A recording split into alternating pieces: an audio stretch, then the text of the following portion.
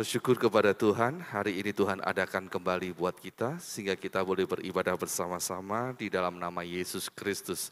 Nah, Bapak Ibu dikasih oleh Tuhan, kita kembali belajar akan firman Tuhan, bagaimana Tuhan itu menghendaki kita berbuat sesuatu.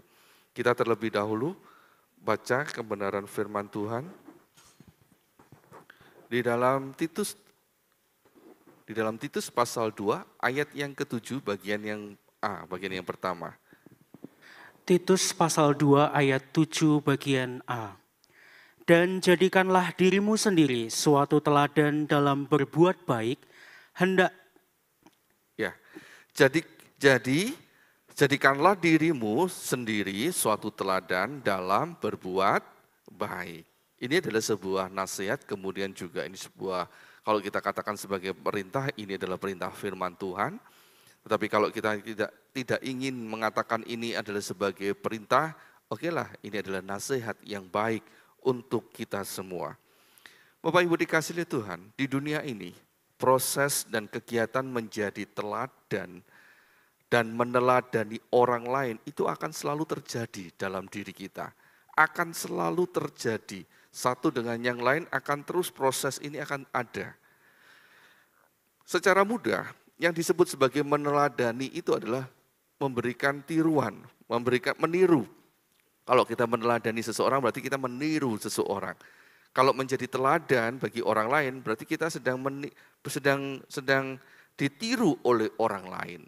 Nah, kadang-kadang kita tidak sadar bahwa kita ini sedang melakukan proses itu. Kita tidak sedang sadar kalau kita sedang melakukan sebuah kegiatan semacam itu. Kita berpikir hidup kita hidup biasa saja, pokoknya gini ya begini, hidup biasa saja. Menurut kita biasa-biasa saja. Namun kenyataannya ada orang-orang yang tanpa kita sadari sudah meneladani kita, meniru kita. Atau sebaliknya, tanpa kita sadari kita sedang meniru seseorang, kita sedang meneladani seseorang.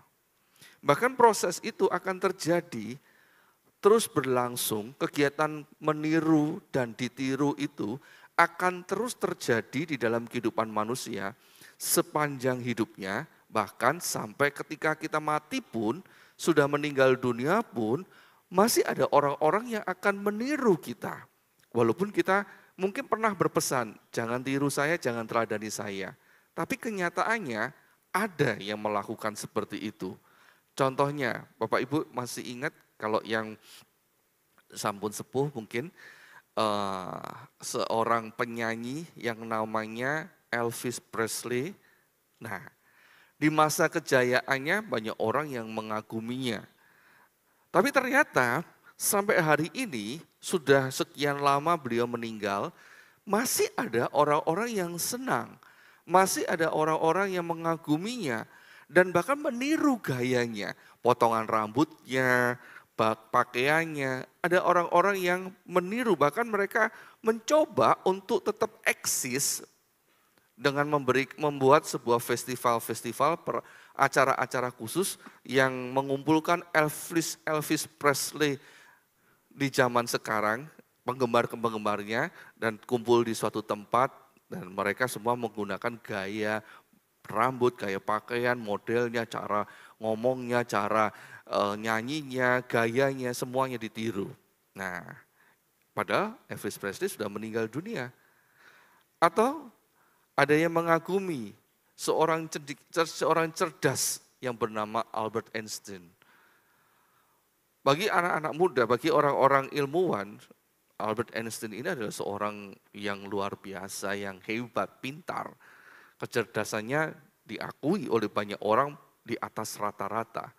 Dan sampai hari ini temuannya, rumusannya masih dipakai, masih relevan sampai detik ini.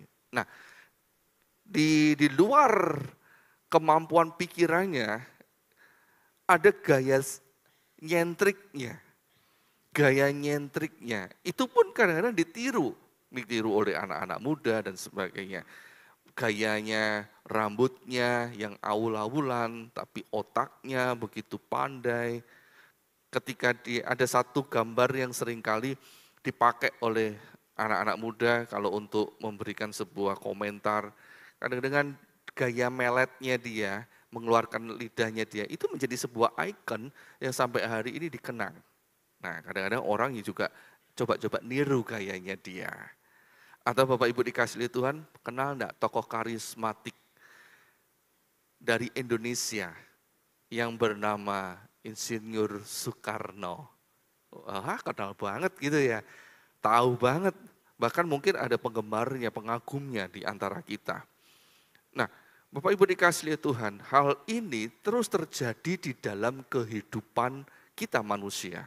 Sekalipun kita ini sudah meninggal dunia, ternyata ada orang-orang yang masih mengenangnya dan bahkan menirunya.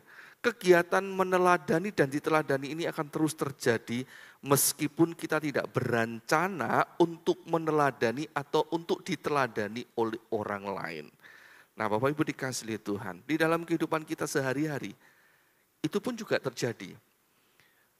Misalkan, seorang anak, misalkan kita ambil anak perempuan, tanpa kita sadari, dia akan mencari suami berdasarkan gambaran tentang suami yang ada di dalam keluarganya. Dan biasanya seorang anak perempuan itu akan mencari suami berdasarkan kehidupan yang dia lihat, yaitu ayahnya sendiri. Ayahnya itu akan menjadi seorang model nyata di dalam kehidupannya untuk menentukan dia akan mencari suami seperti apa. Kalau ayahnya itu adalah ayah yang sangat dia teladani, dia sangat kagumi, maka dia akan mencoba untuk mencari suami seperti ayahnya.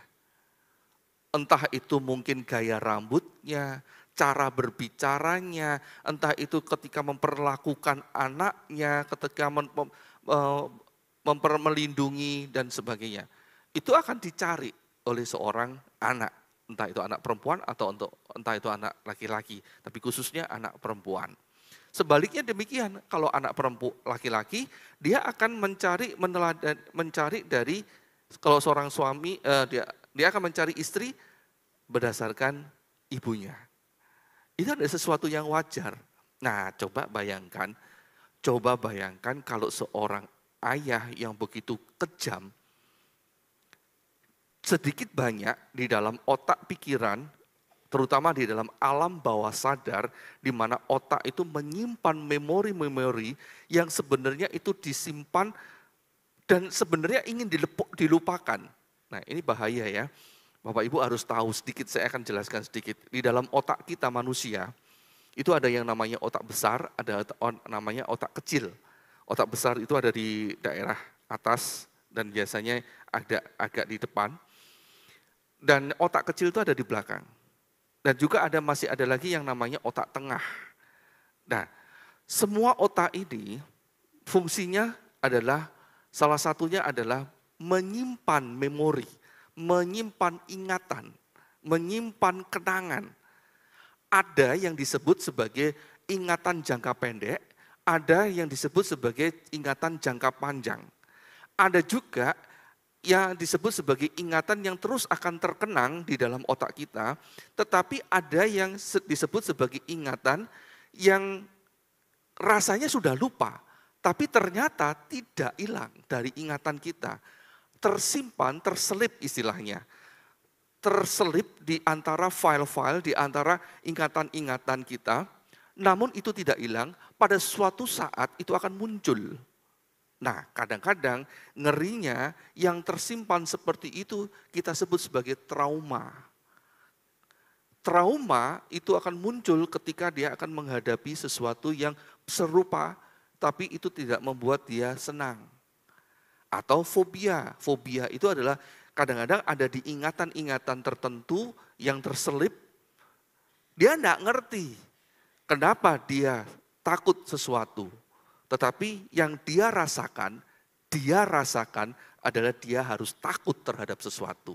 Itu yang namanya fobia. Misalkan fobia terhadap serangga, fobia terhadap ketinggian. Kalau ditanyai kenapa kamu enggak berani terhadap naik pesawat terbang, saya takut ketinggian. Loh, logikanya orang terbang ke mana-mana nggak ada masalah. Kenapa kamu takut? Kan aman, apalagi zaman sekarang kan canggih. Tetap aja dia akan ngomong takut. Nah, itu memori itu tersimpan. Dan ketika mungkin diteliti, ternyata dulu pernah mungkin dia naik pohon kemudian jatuh. Mungkin dia pernah naik tangga, pernah jatuh. Terus kemudian di dalam otaknya berpikir ketinggian itu membahayakan dirinya. Itu menakutkan. Dia nggak sadar itu tersimpan di dalam otaknya. Nah, Bapak Ibu dikasih oleh Tuhan. Hal-hal semacam itu ternyata direkam oleh otak kita manusia. Dan ketika kita ini masih kecil, ketika kita ini sudah mulai beranjak dewasa, semua yang kita lihat di dalam keluarga kita itu kita rekam. Kita rekam dan terus kita rekam dan kita simpan, entah kita itu sadar ataupun tidak. Entah kita itu mau atau tidak, entah itu sengaja atau tidak, itu terekam dan kemudian suatu saat itu akan muncul dalam sebuah pemikiran dan tindakan. Contohnya begini, ada seorang, ini adalah kisah nyata. Ada seorang pendeta bersaksi begini, dia benci, sangat benci kepada ayahnya. Ini seorang pendeta loh ya, sudah jadi pendeta. Dia bersaksi dia benci kepada ayahnya. Kenapa benci kepada ayahnya? Karena ternyata dia melihat, dia mengalami sendiri, ibunya mengalami KDRT, mengalami kekerasan dalam rumah tangga oleh ayahnya sendiri. Ibunya sering ditempelengi, ditendang, dipukul, dimaki, dan bahkan dia pernah juga mengalami seperti itu. Nah, di dalam perasaan dalam hidupnya, dia mulai timbul cinta kepada ibunya. Dan mulai timbul benci kepada ayahnya. Dia nggak sadar itu. Dia sadar, nggak sadar, kemudian dia simpan di dalam hati dan pikirannya. Kemudian dia berkata, suatu saat dia berkata, saya tidak mau seperti ayah saya. Saya akan melakukan perbuatan yang jauh lebih baik daripada ayah saya. Saya akan mengasihi ibu saya. Saya akan mengasihi istri saya kelak. Nah, dia sudah bertekad seperti itu. Tapi kenyataannya sekalipun dia sudah menjadi pendeta, yang dia lakukan justru sama persis seperti yang dilakukan oleh ayahnya. Dia meneladani ayahnya, dia meniru ayahnya. Ayahnya yang begitu jahat, dia juga lakukan. Labelnya, jabatannya sebagai pendeta tidak menolong dia untuk dia bisa bersikap lembut kepada istri dan anak-anaknya. Apa yang dia benci, justru itu yang dia lakukan. Dan pada suatu saat dia sadar hal itu. Dia sadar dia sudah melakukan sesuatu yang buruk itu. Dia ingin lepas, dia minta ampun kepada Tuhan, dia minta ampun kepada istrinya. Dia menangis. Setelah menangis, sudah wawuh, sudah pemberesan, belum 1 jam selesai, pukul lagi istrinya. Marah lagi, tendang lagi. Kenapa? Karena ternyata dia belum lepas terhadap memori itu semua. Dia masih mendendam, dia masih membenci, dia tetap masih ingat itu. Sampai pada suatu saat, di dalam sebuah acara, dibimbing, dan di situ baru dia bisa benar-benar mau rela lepaskan. Nah, Bapak Ibu dikasih oleh Tuhan, proses itu siapa yang mau?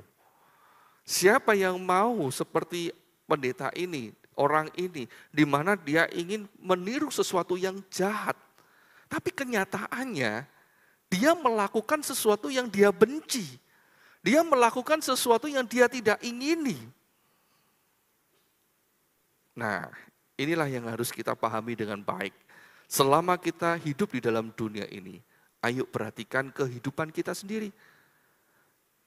Tanpa kita pahami, tanpa kita ketahui, ternyata orang lain, khususnya keluarga dan anak-anak, itu akan merekam terus, mengingat memori-memori, mengingat ingatan-ingatan yang mungkin kita sudah lupa, kita sudah tidak pernah mengingatnya lagi. Tetapi ternyata mereka mengingatnya dan itu menjadikan sebuah kenangan pahit mungkin, atau mungkin kenangan istimewa mungkin. Dan itu akan terus dibawa, terkenang terus, bahkan bisa terkenang sampai mati. Nah Bapak Ibu dikasihi oleh Tuhan, itu sebabnya firman Allah hari ini mengingatkan kepada kita, jadilah teladan, jadikanlah dirimu sendiri. Ya, ini nasihat, ini firman Tuhan, bukan untuk orang lain, tetapi untuk kita sendiri. Jadikanlah diri kita sendiri sebagai teladan dalam perbuatan yang baik. Nah Bapak Ibu dikasihi oleh Tuhan, kalau kita tidak waspada, kalau kita tidak hati-hati dalam kehidupan ini, kita akan mendatangkan celaka buat keluarga kita, buat generasi berikutnya, buat kehidupan orang lain. Dan bahkan kita sedang merancangkan sesuatu yang buruk buat masa depan kita sendiri. Itu sebabnya kita perlu mengerti hal ini dengan baik. Nah, ada enggak di antara kita yang kagum terhadap Yudas Iskariot? Ada enggak yang mau mengatakan saya mau meneladani apa yang dilakukan oleh Gehazi? Ada? Atau mungkin kita berkata saya ingin menjadi seperti Daud. Nah, Bapak Ibu dikasihi oleh Tuhan. Itu semua kita pelajari supaya kita bisa memilah mana yang baik, mana yang tidak baik, mana yang benar, mana yang tidak benar, mana yang kudus, mana yang tidak kudus, mana yang berkenan oleh Tuhan, mana yang tidak berkenan oleh Tuhan. Dan kemudian kita harus mengambil sebuah keputusan. Kita mau mengambil keputusan mana yang akan menjadi teladan buat kita. Mana yang akan kita teladani, yang akan kita tiru di dalam hidup kita. Alkitab ini adalah Alkitab yang paling jujur. Jujur. Sekalipun ini disebut kitab suci, namun kejujurannya tidak ada yang pernah bisa mengalahkannya. Kalau jahat ya dikatakan jahat. Kalau curang ya dikatakan curang. Tidak akan ditutup-tutupi. Itu sebabnya kita perlu belajar. Belajar bukan untuk meneladani sesuatu yang jahat, bukan untuk meneladani sesuatu yang salah, tetapi kita belajar untuk kita hidup di dalam kebenaran. Mengenal sesuatu yang tidak benar, supaya kita tidak mengambil yang sesuatu yang tidak benar itu menjadi teladan buat kita, tetapi kita menjauhkan dari yang tidak benar itu, dan kita mengambil sesuatu yang benar, yaitu firman Allah, untuk kita teladani di dalam hidup ini. Dan satu-satunya kebenaran buat kita, satu-satunya teladan istimewa, teladan yang harus diteladani oleh kita sebagai Kristen adalah Yesus Kristus. Baik di dalam kehidupan kita pada waktu kita bisa melakukan perbuatan-perbuatan kasih kita maupun di dalam ketika kita ada di dalam penderitaan karena Kristus. Coba kita baca di dalam Yohanes 13 ayat 13 sampai yang ke-17. Yohanes 13 ayat 13 sampai yang ke-17. Kamu menyebut aku guru dan Tuhan, dan katamu itu tepat, sebab memang akulah guru dan Tuhan. Jadi jikalau aku membasuh kakimu, aku yang adalah Tuhan dan gurumu, maka kamu pun wajib saling membasuh kakimu. Sebab aku telah memberikan suatu teladan kepada kamu, supaya kamu juga berbuat sama seperti yang telah kuperbuat kepadamu. Aku berkata kepadamu, sesungguhnya seorang hamba tidaklah lebih tinggi daripada tuannya, ataupun seorang utusan daripada dia yang mengutusnya. Jikalau kamu tahu semua ini, maka berbahagialah kamu jika kamu melakukannya. Bapak Ibu dikasihi Tuhan, Tuhan Yesus memberikan sesuatu yang istimewa. Dan itu menjadi sebuah keteladanan buat kita.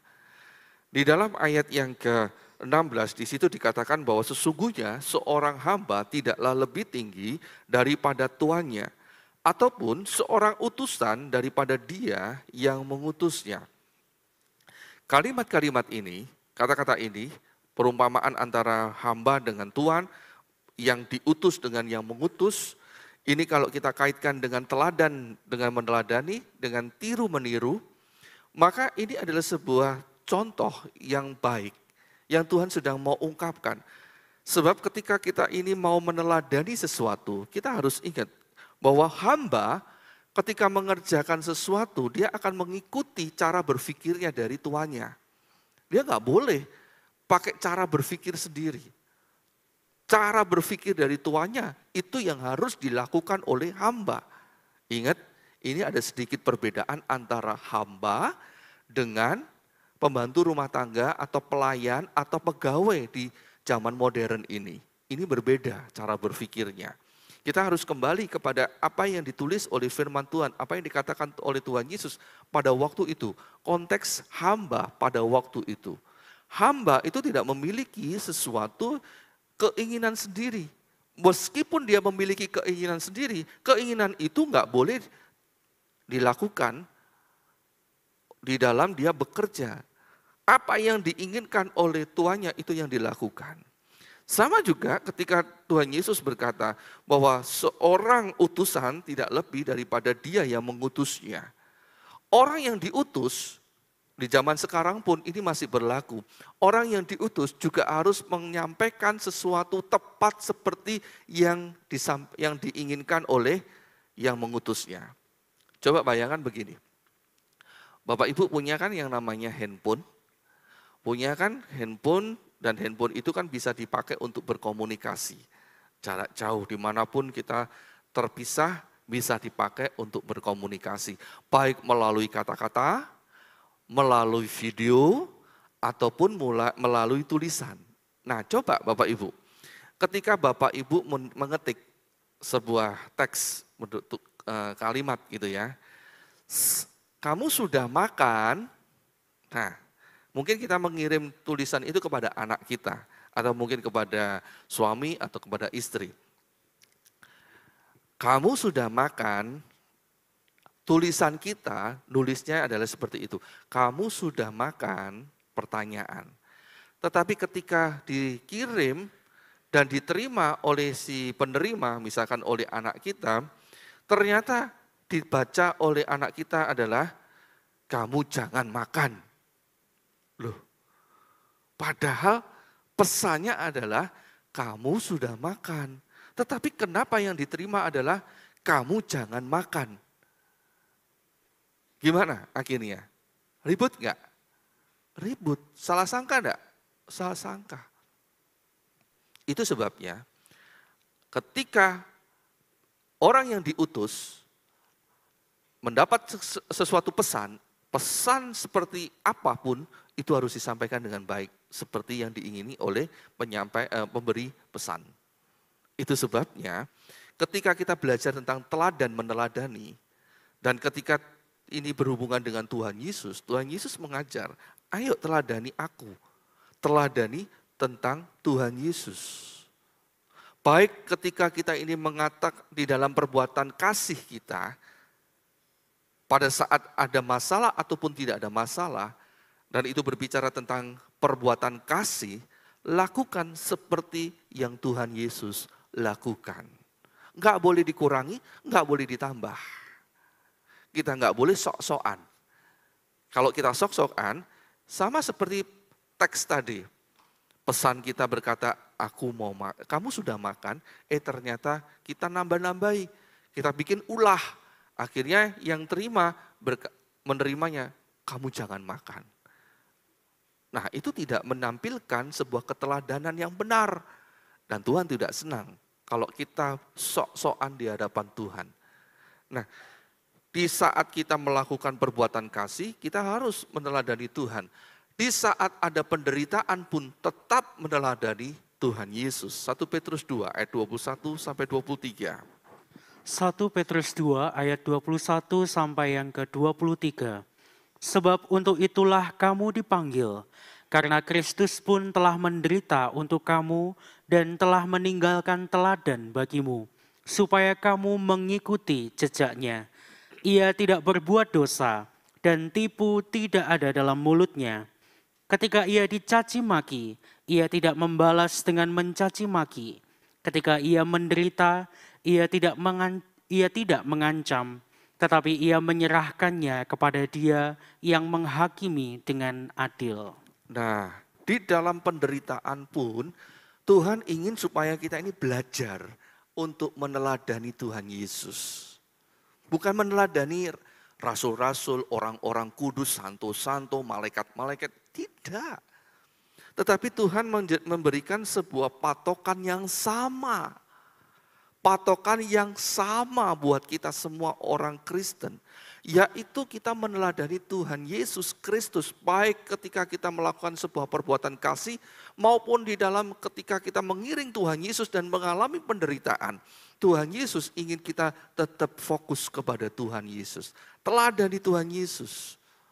Teladani Tuhan Yesus. Bukan meneladani yang lain. Permisi ngomong. Kadang-kadang Kristen, orang Kristen hari ini itu keblinger. Orang Kristen hari ini itu ngawur. Yang diteladani itu kadang-kadang pendetanya. Bapak Ibu dikasih oleh Tuhan, pendeta kita ini banyak kesalahan. Banyak kesalahan. Dan tidak sedikit orang mencela pendeta. Kalau kita meneladani pendeta, kita akan suatu saat akan kecewa. Dan seringkali Bapak Gembala kita sudah mengingatkan kita. Bapak Gembala kita sudah mengingatkan, jangan meneladani, jangan meniru kepada gembala, kepada pendeta, nanti kecewa. Tapi berharap kepada Tuhan, teladani Tuhan Yesus, itu yang terbaik, itu yang teristimewa, dan itu yang sempurna. Itu sebabnya Bapak Ibu dikasih oleh Tuhan, kembali kepada kebenaran. Teladani Tuhan Yesus. Teladani Tuhan Yesus. Boleh tidak meneladani orang tua?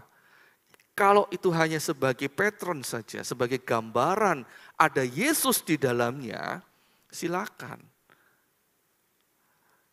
Orang tua juga harus menampilkan tindakan Yesus di dalam hidupnya. Supaya anak-anak bisa melihat gambaran Yesus di dalam kehidupan ini. Secara nyata. Itu sebabnya orang tua juga nggak boleh lepas tanggung jawab. Yang penting diserahkan sekolah minggu. Nggak bisa. Orang tua harus menghadirkan Yesus di dalam keluarganya. Anak-anak juga harus menghadirkan Yesus di dalam hidupnya. Supaya orang tua yang tidak bertobat itu bisa melihat Yesus di dalam kehidupan anak-anak. Jadi anak-anak pun juga harus memiliki tanggung jawab untuk menghadirkan Yesus di dalam hidupnya. Nah, Bapak Ibu dikasih oleh Tuhan. Kristen tanpa Kristus bukanlah Kristen. Ingat baik-baik ini. Kristen tidak meneladani Kristus bukan Kristen. Ketika kita mengaku diri kita Kristen, maka harus ada Kristus di dalam diri kita. Ketika kita mengaku diri kita Kristen, maka orang lain harus melihat keteladanan Kristus ada di dalam diri kita. Kalau tidak ada keteladanan Kristus di dalam diri kita, terus keteladanan siapa yang akan kita tampilkan? Jangan-jangan keteladanan Yudas Iskariot. Kalau keteladanan Yudas Iskariot yang ada dalam diri kita bukan Kristen. Kita bukan Kristen, kita pengikutnya Yudas Iskariot. Kita muridnya Yudas Iskariot. Kalau memang benar kita muridnya Yesus, muridnya, pengikutnya Tuhan Yesus, maka kita harus punya Kristus yang kita teladani, yang menjadi sebuah sumber cara berpikir kita, cara bertindak kita, cara ngomong kita, cara mendidik kita, cara bersikap kita, dan sebagainya. Contoh gambarnya begini, Bapak Ibu, di mana Bapak Ibu belajar menaruh sandal, belajar menaruh anduk atau pakaian. Kalau orang tua kita mendidik dengan baik, orang tua kita akan mengarahkan, taruh sandalnya di tempatnya, anduk di tempatnya, baju di tempatnya. Orang tua tidak akan membiarkan kita ini mempunyai teladan yang jelek. Bahkan orang tua akan memberi teladan yang baik. Malahan akan marah kalau anak-anak sembrono menaruh sandal, menaruh anduk, menaruh pakaian dan sebagainya. Sebab meskipun hal itu sepele, itu bisa menimbulkan sebuah pertengkaran kelak ketika mereka anak-anak sudah berumah tangga. Ada banyak cerita, pertengkaran terjadi gara-gara suaminya naruh anduk sembarangan, istrinya naruh sandal sembarangan. Kalau mandi, nah ini kadang-kadang perbedaannya. Ada sebuah perbedaan kecil, tapi ini kadang-kadang bikin kacau dalam rumah tangga. Melotot itu bahasa Indonesia ini apa? Mencet, odol, pasta gigi. Kalau yang kadang-kadang kan tidak sadar, pokoknya dipencet gitu aja toh, dipelotot gitu, wes. Terus akhirnya pasta giginya pun casingnya bentuknya jadi nggak karuan. Tapi mungkin pasangan kita nggak suka atau yang rapi gitu loh. Diomongi susah, akhirnya lama-lama jadi bertengkar. Terus terjadi perceraian besar. Terjadi pertengkaran besar kemudian membawa kepada perceraian. Ketika ditanya, mosok gara-gara melotot, gara-gara pasta gigi, kan juga lucu. Kan mungkin kita akan berpikir aneh, tapi ternyata memang benar. Itu menjadi sebuah kerisauan di dalam sebuah rumah tangga. Dan itu bisa memicu ketidaksenangan yang akhirnya menjadi gunung yang bisa menghancurkan sebuah rumah tangga. Gara-gara sebuah keteladanan yang kelihatannya kecil, yang kita anggap sepele. Itu sebabnya kita perlu hati-hati. Nah, Bapak Ibu dikasihi Tuhan, itu sebabnya kita perlu belajar untuk menjadikan diri kita sendiri sebagai teladan yang baik. Seperti Kristus sudah menempatkan dirinya sebagai patron, sebagai contoh yang nyata supaya kita bisa meneladani bagaimana cara kita menjadi orang yang baik. Menjadi orang yang baik dan benar. Dan supaya kita ini bisa meneladani Tuhan Yesus, kita perlu ikut Tuhan Yesus. Tidak cukup cuma mendengar tentang Tuhan Yesus, tetapi harus ngikut kepada Tuhan Yesus. Sama seperti yang dilakukan oleh dua orang murid dari Yohanes Pembaptis, kemudian seorangnya kemudian menjadi pengikut Yesus. Yohanes 1 ayat 36 sampai 39. Yohanes 1 ayat 36 sampai yang ke-39. Dan ketika ia melihat Yesus lewat, ia berkata, "Lihatlah anak domba Allah." Kedua murid itu mendengar apa yang dikatakannya itu, lalu mereka pergi mengikut Yesus. Tetapi Yesus menoleh ke belakang, ia melihat bahwa mereka mengikuti dia, lalu berkata kepada mereka, "Apakah yang kamu cari?" Kata mereka kepadanya, "Rabi, di manakah engkau tinggal?" Ia berkata kepada mereka, "Marilah dan kamu akan melihatnya." Mereka pun datang dan melihat di mana ia tinggal, dan hari itu mereka tinggal bersama-sama dengan dia, waktu itu kira-kira pukul 4. Nah, Bapak Ibu dikasihi oleh Tuhan, ada ketertarikan terhadap Tuhan Yesus. Ketika mereka tertarik, mereka mencoba mengikuti. Mereka mengikuti dan kemudian sebenarnya mereka bukan cuma mengikuti, kepingin tahu di mana rumahnya Tuhan Yesus, di mana Tuhan Yesus tinggal. Sebenarnya bukan cuma itu. Tetapi mereka kepingin tahu apa yang Tuhan Yesus lakukan, apa kegiatan Tuhan Yesus, bagaimana ketika dia melayani orang lain, bagaimana dia tinggal dan sebagainya. Itu yang dimaksud sebagai mereka itu kepingin mengikut Tuhan Yesus. Dan pada suatu saat, pada suatu kali mereka akhirnya benar-benar menjadi pengikut Kristus. Nah, kalau kita ini kepingin meneladani Yesus, kita nggak bisa cuman hanya meniru gaya rambutnya. Mungkin kita berkata, saya gondrong karena meniru Tuhan Yesus. Ya kalau kita berkata seperti itu, kenapa kita nggak tinggal aja di sana? Budayanya sudah berbeda, jangan dicampur adukkan. Nanti malah salah cara kita meneladani. Kenapa nggak pakai jubah aja sekalian? Kenapa nggak pakai onta saja sekalian, keledai aja? Kalau pada waktu Yesus masuk ke dalam Yerusalem pakai keledai, kenapa sekarang pakai Honda? Oh, enggak, jadi promosi deh. Nah, Bapak Ibu dikasih oleh Tuhan, lihat, kalau kita mau meneladani nggak boleh cuman hanya sekedar lihat dari luarnya, malah salah kacau kita nanti. Tiba-tiba nanti kita pesan kepada keluarga kita, nanti kalau saya mati tolong saya disalib ya. Walah kok disalibkan, kena flu aja sudah nangis, kena lihat itu loh jarum suntik itu loh. Kalau diajak, ayo donor darah, enggak, takut, belum lihat paku yang dipakukan pada Tuhan Yesus, ngeri, kok mau disalib, gitu ya. Nah Bapak Ibu dikasih oleh Tuhan, jadi kita harus mengikut Tuhan Yesus, lihat benar apa yang dilakukan oleh Tuhan Yesus, lihat kegiatan Tuhan Yesus, baru kita bisa meneladani dengan baik. Bukan asal meneladani. Kalau asal meneladani, itu justru akan mengacaukan cara berpikir kita. Kita akan memindah Israel, budaya Israel masuk ke dalam kehidupan kita orang Indonesia. Itu enggak benar. Ada orang Kristen juga berkata begitu. Kalau mau benar ya harus ganti nama kita. Ganti, pakai namanya yang berbau-bau Israel. Nggak boleh pakai namanya Bejo, Tuti, nggak boleh. Harus pakai nama sana. Itu benar, saya ketemu dengan orang yang seperti itu. Nah Bapak Ibu dikasih oleh Tuhan, apakah itu yang Tuhan inginkan ketika kita meneladani Tuhan Yesus?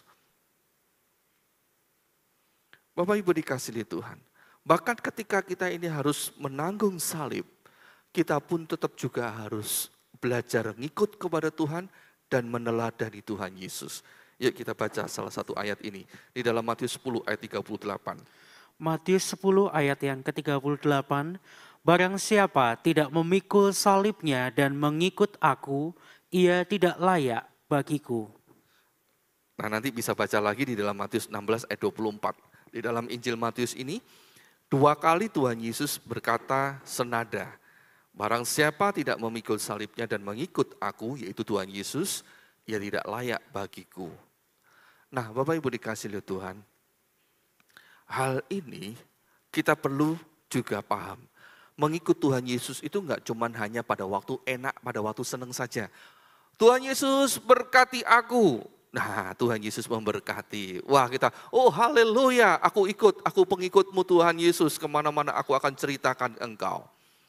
Suatu saat ada orang yang datang ke gereja, beberapa kali datang, setia, kemudian suatu saat dia ngomong kepada seseorang jemaat,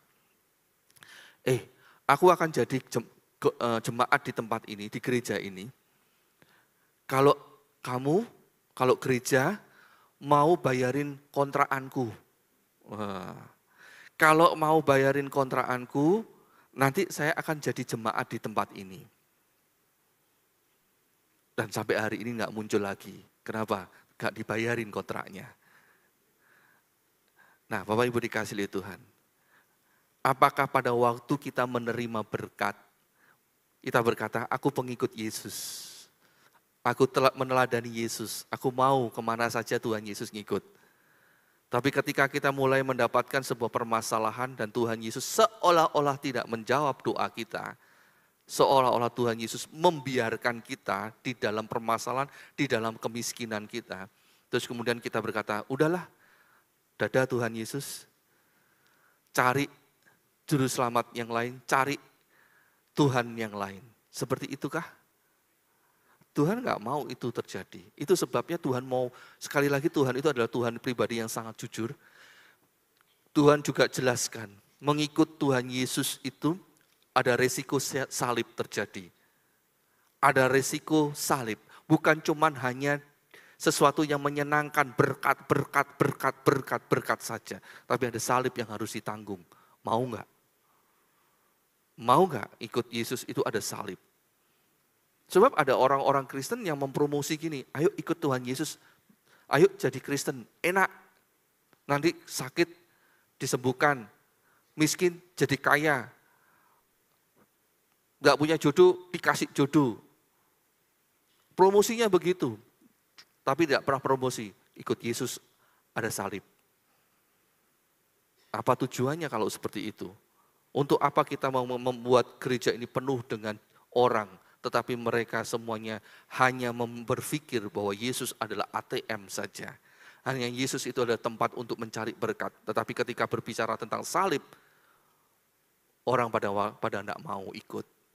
Tapi Tuhan Yesus ngomong, barang siapa tidak memikul salibnya dan mengikut Tuhan Yesus, dia tidak layak.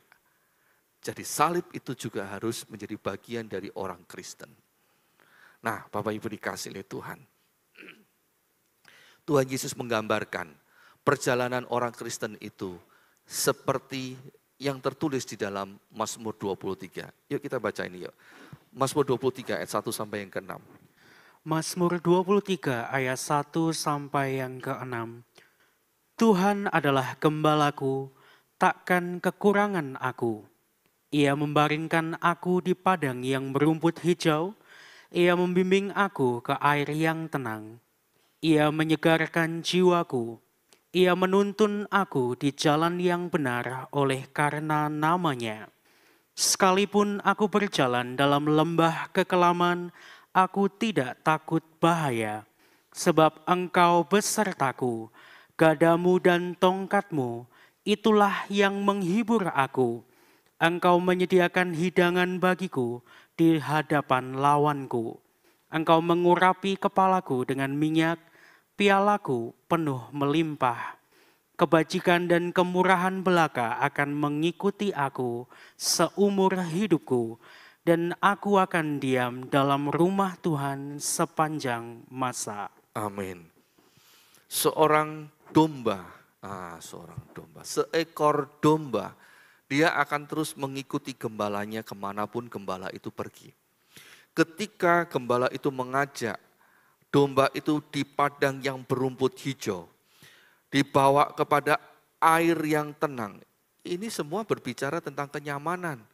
Ketika disegarkan jiwanya, ini berbicara tentang kenyamanan, kenikmatan di dalam hidup ini. Kita berpikir, tidak ada masalah yang terjadi dalam hidupku. Aku ngikut Yesus. Gitu. Ketika kita ini ada di jalan yang salah, kemudian Tuhan membawa kembali kepada jalan yang benar. Kita juga harus ikut. Dan pada saat di dalam ayat yang keempat, ketika kita mengalami lembah kekelaman, nah mulai orang tidak mau. Kok dibawa ke lembah kekelaman sih? Gembala ini benar nggak ini jalannya? Tuhan Yesus ini gimana sih?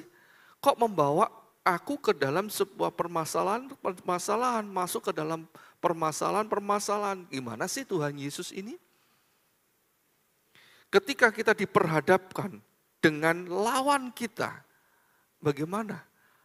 Mana sih Tuhan Yesus ini membiarkan aku diperhadapkan dengan lawan-lawan? Lawan-lawan ini berbicara tentang permasalahan-permasalahan yang terjadi. Ada sakit penyakit, ada orang-orang yang tidak suka di dalam kehidupan kita. Katanya kalau ikut Tuhan Yesus enak, kenapa kok ada masalah di dalam hidupku? Tapi Tuhan Yesus berkata, ketika hidup di dalam kenyamanan, ketika kita mengalami permasalahan, ikut aja sama Tuhan Yesus. Ikut kepada gembala. Udah, kita ini memang lewat di lembah kekelaman. Ingat baik-baik, kita memang lewat di lembah kekelaman. Tapi cuma lewat. Kita tidak tinggal di sana, kita tidak mati di lembah kekelaman, cuman lewat. Lewat ya lewat, berarti nggak ada masalah kalau kita sudah melewatinya. Dan di dalam ayat yang kelima dikatakan bahwa ketika kita ada di hadapan lawan, memang benar lawan itu ada di depan kita. Namun kita makan dengan tenang. Kita menikmati berkat dari Tuhan dengan tenang.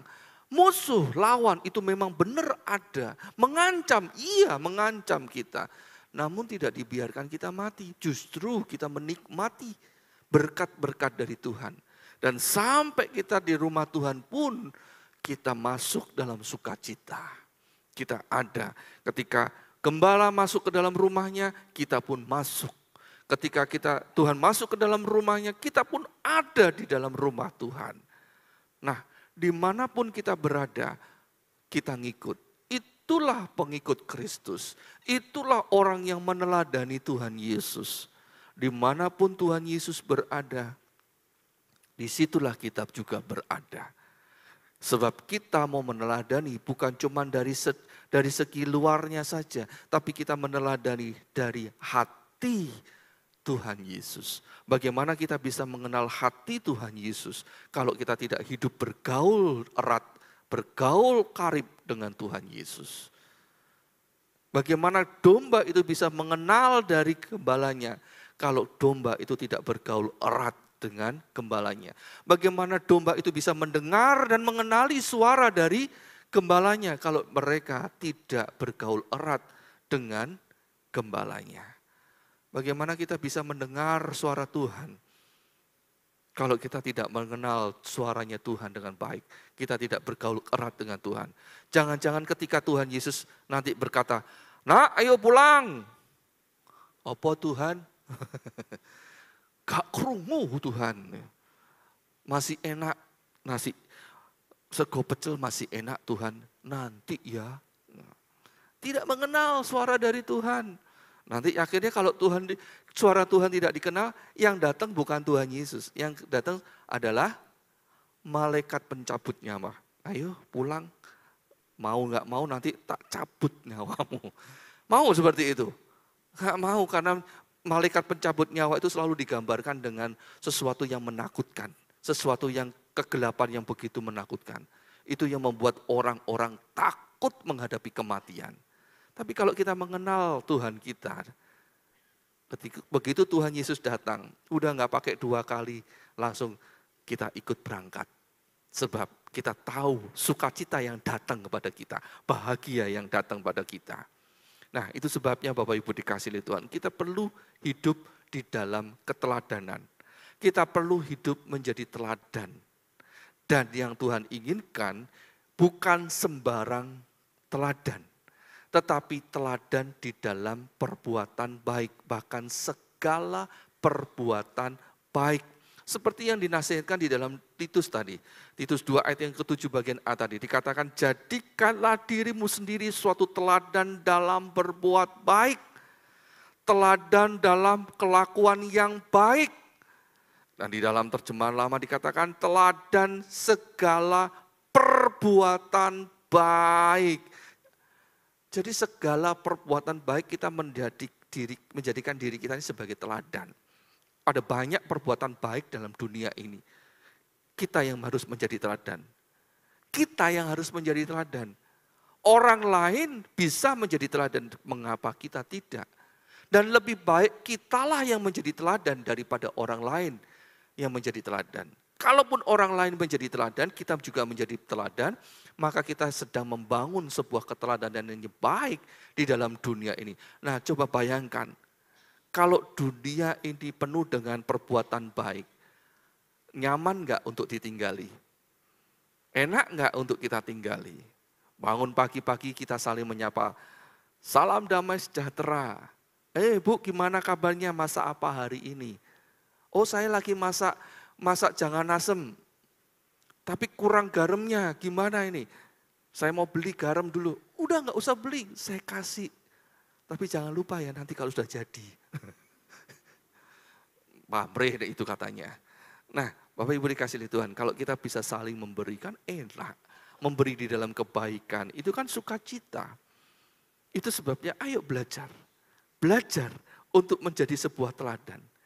Kita sebagai Kristen juga demikian. Setiap kita ini memberikan sebuah keteladanan. Kita masuk ke dalam gereja, itu sebuah keteladanan buat orang lain. Ketika kita duduk, bagaimana sikap duduk kita?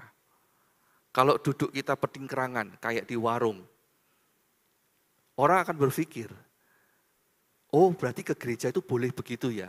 Ya wis niru. Terus kemudian kalau ada misalkan musim batuk gitu ya, sudah batuk, nggak mau pakai masker. Terus orang berpikir, oh di gereja ternyata orangnya sakti-sakti ya. Nggak usah pakai masker, nggak apa-apa. Nah, itu akan mendatangkan keteladanan, orang akhirnya meniru. Mungkin kita akan berkata, loh kenapa kok begitu?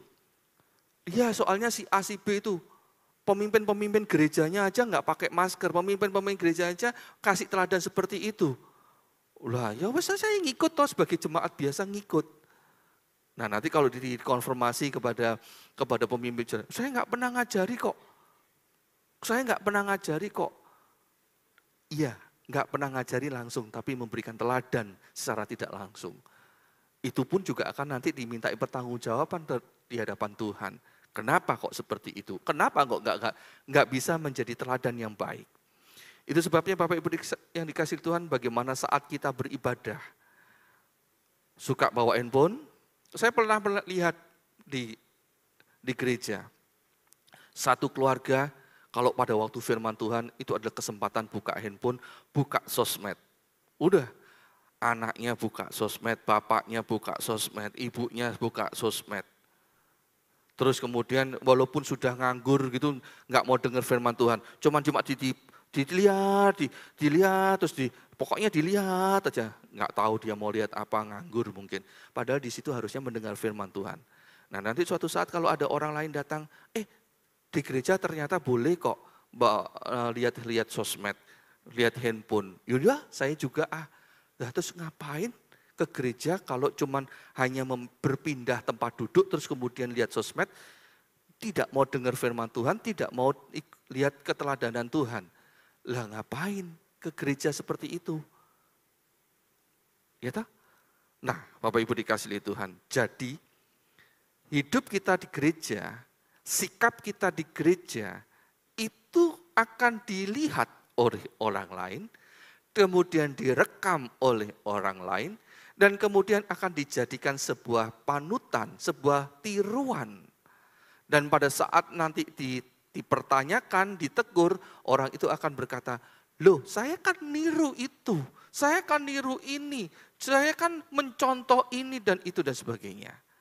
Terus kemudian kita mau mengharapkan surga, Tuhan akan menolak kita. Iblis pun akan segera berkata, tempatmu bukan situ, sini loh, bareng iblis yang lain.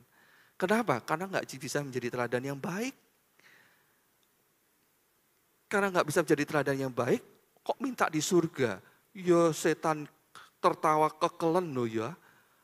Itu sebabnya Bapak Ibu dikasih Tuhan, ayo perhatikan pergaulan kita.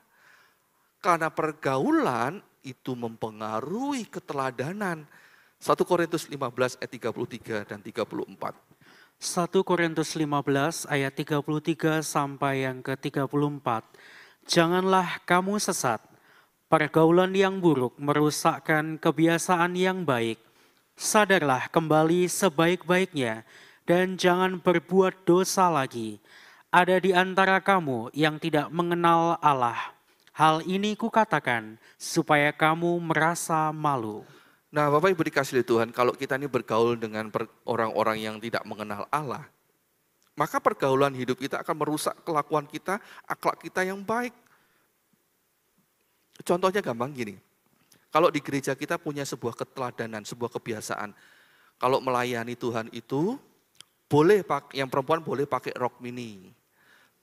Terus kemudian sebelum berkhotbah, boleh pendetanya, pengkhotbahnya itu minum ciu. Apa namanya ciu? Arak. Buat apa arak? Buat biar khotbahnya berapi-api, biar semangat.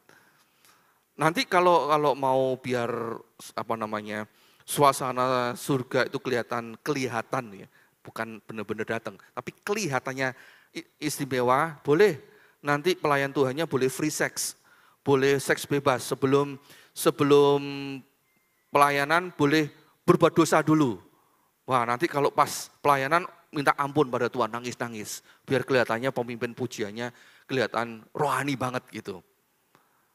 Kalau punya kebiasaan seperti itu, nanti orang akan datang, oh ternyata polanya begitu ya, cara melayani seperti itu. Nanti akan ditiru. Orang yang baik akan menjadi rusak gara-gara kita gereja. Karena cara melayaninya salah. Itu sebabnya firman Tuhan mengingatkan, ayo hati-hati. Jangan kamu sesat, jangan kamu tertipu. Orang bahasa Jawa berkatakan, kowe ojo kena diapusi.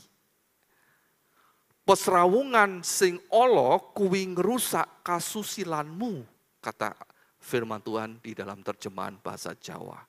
Nah, Bapak Ibu dikasihi Tuhan, hati-hati. Karena pergaulan itu berdampak kepada keteladanan. Orang yang rajin beribadah bisa jadi malas beribadah gara-gara bergaul dengan orang yang malas beribadah. Orang yang suka menjaga kekudusan hidup bisa menjadi rusak hidupnya karena pacarnya, karena temannya. Orang yang jujur bisa berbohong karena bergaul dengan orang yang penipu. Oh, anak pendeta pun juga kena narkoba karena pergaulan. Beberapa hari yang lalu, beberapa waktu yang lalu ada seorang yang lagi rame di media sosial. Anak muda semester 3, kuliahan di kuliah Kristen. Campur orang Kristen, anaknya pendeta pun katanya. Tiba-tiba bisa bunuh diri. Lompat dari gedung kampus yang tinggi. Bunuh diri. Dan katanya orang tuanya itu akibat dari pergaulan. Nah, hati-hati Bapak Ibu dikasihi Tuhan. Kita ini tidak kebal terhadap pergaulan. Kita ini tidak kebal terhadap dosa. Itu sebabnya bergaulah dengan Tuhan yang kudus, bergaulah dengan Tuhan Yesus, dan tirulah, teladanilah Tuhan. Sebab kalau tidak, sekalipun kita disebut sebagai orang yang benar, bisa juga jatuh dalam dosa. Seperti yang dialami oleh Lot dengan keluarganya. Bagaimana istri Lot, bagaimana anak-anak Lot. Bahkan anak seorang raja, yaitu Raja Daud, itu pun bisa melakukan sebuah kejahatan karena dia bergaul dengan orang yang salah. Yaitu anak dari Raja Daud yang bernama Amnon. Nanti bisa baca di dalam 2 Samuel 13. Di mana Amnon memperkosa adiknya sendiri. Meskipun itu adik di luar beda ibu. Tapi kan itu juga adiknya sendiri. Diperkosa dan kemudian diperlakukan hina. Dibuang, ditolak begitu aja. Gara-gara keinginannya diajangi ombo. Diwadai, diberikan sebuah nasihat oleh saudaranya, oleh temannya. Akhirnya berbuat dosa. Itu sebabnya Bapak Ibu dikasihi Tuhan, ayo hati-hati di dalam pergaulan kita. Perhatikan pergaulan kita dan jadikanlah diri kita sendiri sebagai teladan yang baik di dalam segala hal. Sekalipun kita masih muda. 1 Timotius 4 ayat yang ke-12. 1 Timotius 4 ayat yang ke-12, jangan seorang pun menganggap engkau rendah karena engkau muda. Jadilah teladan bagi orang-orang percaya dalam perkataanmu, dalam tingkah lakumu, dalam kasihmu, dalam kesetiaanmu, dan dalam kesucianmu. Nah, Bapak Ibu dikasihi Tuhan, ayo jadi teladan. Meskipun kita masih muda, bukan alasan nunggu tua baru kita mau jadi teladan. Enggak, dari sejak kita masih muda, masih kanak-kanak, kita harus menjadi teladan. Sama seperti Tuhan Yesus memberikan sebuah contoh dari anak-anak kecil. Bagaimana Tuhan berkata, kalau mau masuk dalam kerajaan surga, memperoleh kerajaan surga, kamu harus menjadi seperti kanak-kanak ini. Nah, demikian pula ketika kita ini kalau mau menjadi teladan, tidak perlu menunggu nanti sudah menjadi dewasa. Nanti kalau sudah menjadi tua. Tapi mulai sekarang, ayo jadi teladan. Bagaimana ketika kita beribadah ke gereja, bagaimana kita di dalam pergaulan, di dalam studi kita, di dalam kita ini bekerja, di dalam kita ini melayani sesama kita, di dalam rumah tetangga, di dalam keluarga, dimanapun kita berada, jadilah teladan yang baik. Kata Alkitab terjemahan bahasa Jawa, dadio tulodo tumrap poro wong percaya. Jadilah teladan bagi orang-orang percaya. Terhadap mereka yang tidak percaya kita menjadi teladan. Terlebih-lebih kita yang percaya, sesama yang percaya. Akhirnya kita akan menjadi berkat dan saling memberkati di dalam rumah Tuhan, di dalam keluarga Tuhan. Bukankah ini adalah sesuatu yang baik? Dan pada suatu saat nanti tanpa kita sadari, kita akan dibanggakan oleh orang. Bahkan kita dibanggakan oleh surga. Seperti yang dialami oleh Ayub. Nanti Bapak Ibu bisa baca di dalam Ayub 1 maupun Ayub kedua. Bagaimana Tuhan membanggakan Ayub di hadapan para malaikat dan juga di hadapan iblis. Kerajaan surga membanggakan kita. Itu adalah sebuah kebanggaan. Sebab kerajaan surga melihat ada teladan Kristus di dalam hidup kita. Ada keteladanan Kristus, mereka melihat ada Yesus di dalam hidup kita, maka kita pun menjadi kebanggaan surga. Kalau kita sudah menjadi kebanggaan surga, apa sih yang tidak akan diberikan kepada kita? Apa sih yang tidak akan diberikan kepada kita kalau kita menjadi kebanggaan dari Tuhan? Anak dari Tuhan Yesus, anak dari surga pun, anak dari Bapa pun sudah diberikan kepada kita. Apalagi yang lain. Kerajaan surga pun akan diberikan kepada kita buat orang yang ada Kristus di dalam hidupnya. Jadi Bapak Ibu dikasihi Tuhan, selama kita hidup di dalam dunia ini, ayo ikuti keteladanan Tuhan Yesus. Dan itu akan nampak bagaimana kita menghidupi firman Allah. 1 Yohanes 2 ayat 3 sampai yang ke-6. 1 Yohanes 2 ayat 3 sampai yang ke-6. Dan inilah tandanya bahwa kita mengenal Allah, yaitu jikalau kita menuruti perintah-perintahnya. Barang siapa berkata, aku mengenal dia, tetapi ia tidak menuruti perintahnya, ia adalah seorang pendusta dan di dalamnya tidak ada kebenaran. Tetapi barang siapa menuruti firman-Nya, di dalam orang itu sungguh ada sempurna kasih Allah. Dengan itulah kita ketahui bahwa kita ada di dalam Dia. Barang siapa mengatakan bahwa ia ada di dalam Dia, ia wajib hidup sama seperti Kristus telah hidup. Amin. Keteladanan Kristus itu akan nampak ketika kita melakukan firman Allah. Baik di dalam perkataan kita, di dalam perbuatan kita, di dalam cara pikir kita, di dalam buah pikiran kita. Itu akan nampak apakah benar kita ini Kristen atau bukan. Apakah kita ini pengikut Kristus atau bukan. Atau apakah kita ada keteladanan di dalam Kristus ada di dalam diri kita atau tidak. Orang akan melihat dan menjadi saksi, benarkah kita ini Kristen. Ingat Bapak Ibu dikasihi Tuhan, yang disebut Kristen adalah orang yang menjadi meneladani Kristus, di mana firman Allah hidup di dalam hidupnya. Segala pujian hanya bagi Tuhan Yesus Kristus. Saya undang untuk bangkit berdiri. Sekali lagi saya ingatkan, firman Allah mengingatkan, jadikanlah diri kita sendiri sebagai teladan dalam segala perbuatan baik seperti Kristus Yesus.